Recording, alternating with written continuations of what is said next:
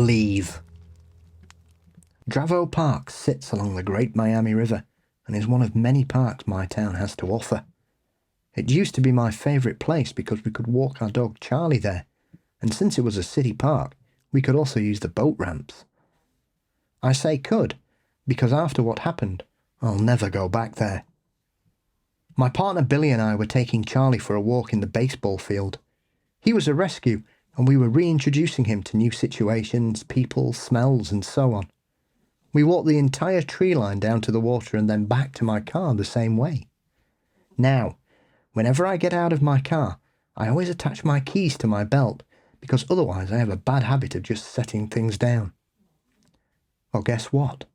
We get back to the car, and there are no keys on my belt. It was starting to get dark, so Billy quickly walked the tree line 3 full times, and while he was doing that, I sat on the ground with Charlie, right in front of my car. Billy couldn't find the keys, and I was starting to make plans for a pickup when he walked to the driver's side door, opened it, and let Charlie in. I stood up to see what the hell was going on, just in time to see Billy put the car key out of the door lock. Just the car key. Charlie began to growl and bark. As for Billy, he looked baffled and I was equally confused. Where the hell had the rest of the keys gone? Just then, I felt as if someone had walked up right behind me and I heard a voice whisper in my ear. It said one word. Leave. I looked behind me, even though I knew no one would be there. And of course, there wasn't. We left immediately. I mean, that seems like the way to go. Leaving? Yeah. Yep. I feel no compelling reason to stick around. Definitely. Again, I have another security story to tell you regarding this particular story. I worked at Vancouver Hospital as a security guard, and I was being trained there. And the nurses' residence was this 11-story abandoned building, other than a few offices on the main floor. It was an abandoned building that essentially stood on the campus for years and years.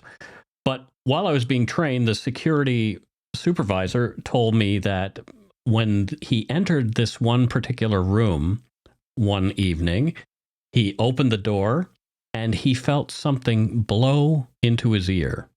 As though, there was someone standing on his shoulder and just blew into his ear. And he turned and there's nothing there. But he said, so ever since then, whenever the route is up for grabs, he always assigns it to someone else and never to himself because he was just terrified to go in there alone. So he was essentially telling me, Mike, this is your route now. And and I had some interesting experiences on various floors of that particular place. Like, for example, one night I go up to the library in the very top floor and all these dusty old books. No one ever used it. And turned the lights on, looked around the place, and on the way out, you always turn the lights off and lock the door. That's the chain of events that always happens. So the second time I'm through the route, as I open as the elevator doors open to the top floor, the lights are on in the library. Oh, no.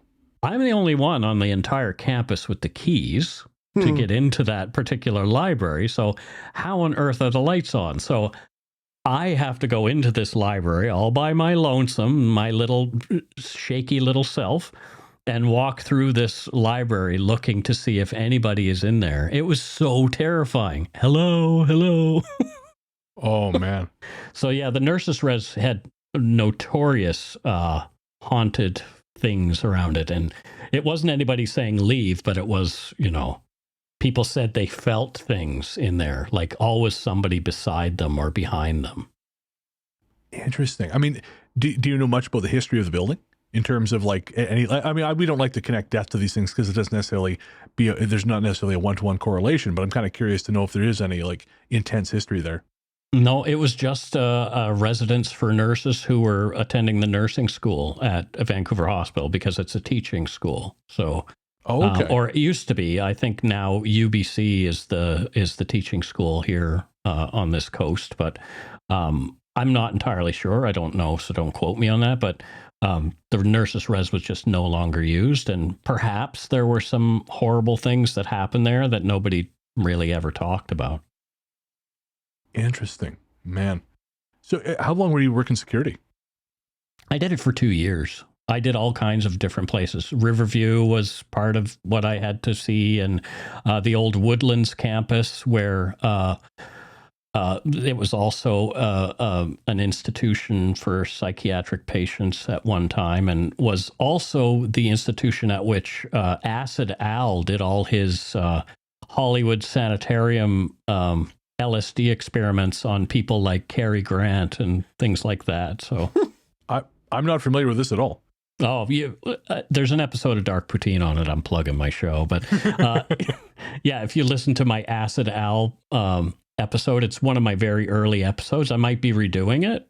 Okay, but it's a pretty fascinating story that essentially people who were suffering from addiction, especially alcoholism, were sent to this place called Hollywood Sanitarium, and they were treated with LSD to help them to overcome their addictions.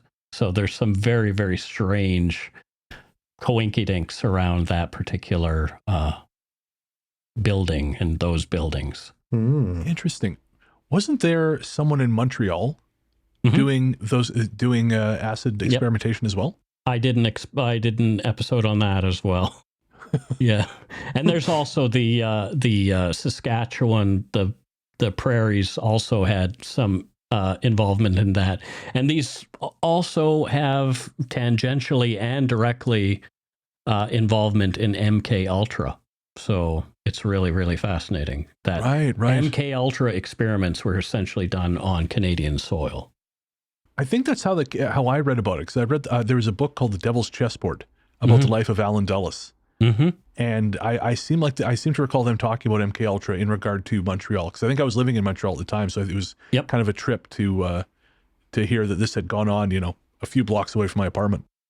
Yeah, it's really fascinating. There's a lot of crazy connections to MK Ultra in Canada and that kind of thing. Yeah. So I'm kind of curious, where do you guys stand on this? Because obviously MK Ultra was a real thing. But now the degree to which it was a real thing, there seems to be some manner of debate. Because some people, obviously, we know what we know. Some people think there was much more and the records were destroyed. Some people think there was even more than that. Where do you guys stand on that? What do you think? Because I know a little bit, but I don't know what you guys know. I mean, we know what we've been told, right? Like, it's that whole idea that, we're never told the entire truth. But I don't want to fall down that conspiracy rabbit hole and think, oh no, we're still being fed something and lied to. And I mean, we are. If you watch the news or ever watch an ad, you're being lied to every time you watch those things or listen to that. But I don't know. I really don't know like how involved they were. Look at Errol Morris's miniseries on Netflix, Wormwood. Yeah. It was a real look at that, and you're not really sure did the man who was involved in those experiments, did he die by suicide, or was he flung from the window? Was he defenestrated by some dark, people in bad hats from that era? Yes. Yeah, was that Frank Olson? I believe so. Yeah. Yeah, he was murdered. Yeah, I'm with Paul on this one. Yeah, I believe so as well. I don't think, even if he did the deed himself, it was a matter of convincing him that was probably the best chain of events to follow.